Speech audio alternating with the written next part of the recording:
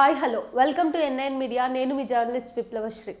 వివాదాస్పద చట్టాలు కార్యక్రమాలతో వార్తల్లో నిలిచే ఉత్తరాఖండ్ సీఎం పుష్కర్ సింగ్ ధామీ రాష్ట్రంలోని ఒక వర్గం వారిని లక్ష్యంగా చేసుకుంటూ పనిచేస్తున్నారు. రాష్ట్రంలో ఇప్పటికే వివాదాస్పద ఉమ్మడి పౌరస్మృతి తీసుకొచ్చారు. ఇప్పుడు ఒక్క వర్గం వారే టార్గెటెడ్ గా లవ్ జిహాద్, ల్యాండ్ జిహాద్, థూక్ జిహాద్, మత మార్పిళ్లు అని మాట్లాడుతూ ప్రజల్లో భయాన్ని రేకెత్తిస్తున్నారు.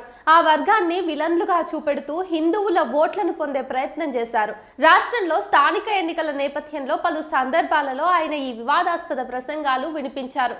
ఒక వర్గంపై పరోక్షంగా విపరీత వ్యతిరేక ప్రచారాన్ని నడిపించారు. ఉత్తరాఖండ్లోని జనాభాకు కలిగే ప్రమాదం గురించి ఆయన లేవనెత్తారు. ఈ సమస్యకు ఒకే ఒక్క సమాధానం బీజేపీ. ఉత్తరాఖండ్ సంస్కృతిని కాషాయ పార్టీ కాపాడుతుంది అని పుష్కర్ సింగ్ ధామీ అన్నారు. మీడియా అంతా ఢిల్లీ ఎన్నికలపై దృష్టిని కేంద్రీకరించడంతో పుష్కర్ సింగ్ ధామీ వ్యాఖ్యలు అంతగా హైలైట్ కాలేదని రాజకీయ విశ్లేషకులు చెప్తున్నారు. ఉత్తరాఖండ్లో ఈ నెల 23న మున్సిపల్ ఎన్నికలు జరిగాయి. ఓటర్ల పేర్లు తొలగించిందంటూ బీజేపీని ప్రతిపక్షం విమర్శించింది. మున్సిపల్ ఎన్నికల సందర్భంగా ఆయన తన ప్రతి ప్రసంగంలో ల్యాండ్ జిహాద్ గురించి మాట్లాడారు. మన జనాభాను సురక్షితంగా ఉంచుకోవడానికి ఉత్తరాఖండ్ మత స్వేచ్ఛ చట్టం అమలు చేశాం. అల్లర్లు, ల్యాండ్ జిహాద్, థూక్ జిహాద్ వంటి మనస్తత్వాన్ని ఆపటానికి చట్టాన్ని చేశాం. కఠిన దర్యాప్తును జరిపించామని ఈ నెల ఆరంభంలో ఆయన అన్నారు. దీన్ని పుష్కర్ సింగ్ ధామీ తన యూట్యూబ్ ఛానల్లో సైతం అప్లోడ్ చేశారు. ఉత్తరాఖండ్లో భూమి అనేది ఒక వర్గం ప్రజల నుంచి ముప్పును ఎదుర్కొంటున్నదనే భయాన్ని కలిగించే యత్నాన్ని ఆయన చేశారు. ఇక్కడ భూమిని కొన్నవారు ల్యాండ్ బ్యాంక్ గా మార్చుకునే ప్రయత్నం చేశారని, వారికి వ్యతిరేకంగా తాము చర్యలు తీసుకురాబోతున్నామని అన్నారు. ఉత్తరాఖండ్ జనాభా భూమిలో జోక్యం చేసుకునే వారిని అడ్డుకునేలా ఒక కొత్త చట్టాన్ని తీసుకురాబోతున్నామని చెప్పారు. ల్యాండ్ జిహాద్ పై దర్యాప్తు జరిపాం.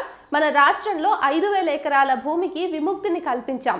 కుట్రతో మతం పేరుతో చెరబట్టిన అనేక భూములను సీజ్ చేశాం. దీనితో పాటు థూక్ జిహాద్ కు వ్యతిరేకంగా చర్యలు తీసుకున్నాం. ప్రజల్లో ఆ భయం ఉండాలి అని ఈ నెల 9న చేసిన మరొక ప్రసంగంలో పుష్కర్ సింగ్ ధామీ అన్నారు.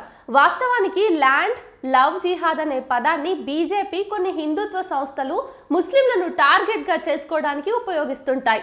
అసలు ఈ పదాలకు చట్టంలో ఒక అర్థం ఇప్పటి వరకు లేదు. ఈ నెల 12న ఒక కార్యక్రమంలో పాల్గొన్న ఆయన మత మార్పిడి నిరోధక చట్టం తీసుకురావాల్సిన అవసరము, కారణాన్ని వివరించారు. ఉత్తరాఖండ్ మూల స్వరూపాన్ని పాడు చేయొద్దన్న కారణంతో మత మార్పిడి నిరోధక చట్టాన్ని తీసుకొచ్చామన్నారు.